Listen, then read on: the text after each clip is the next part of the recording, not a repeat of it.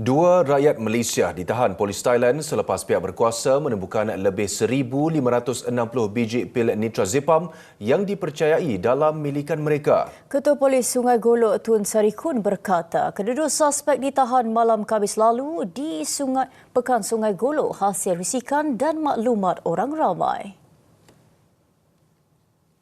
Kedua-dua suspek berusia 24 dan 30 tahun berasal dari Kelantan. Bahan psikotropik berkenaan ditemui dibungkus dalam 39 pak dianggarkan bernilai RM1,308. Sabit kesalahan boleh dikenakan hukuman penjara tidak lebih setahun atau denda tidak lebih RM20,000 atau kedua-duanya sekali. Kedua-dua suspek turut disiasat kerana memasuki dan berada di Thailand tanpa kebenaran. Difahamkan kedua-dua suspek baru-baru ini memasuki Pekan Sungai Golok melalui salah satu jeti haram di sepanjang sempadan Kelantan Thailand di Rantau Panjang.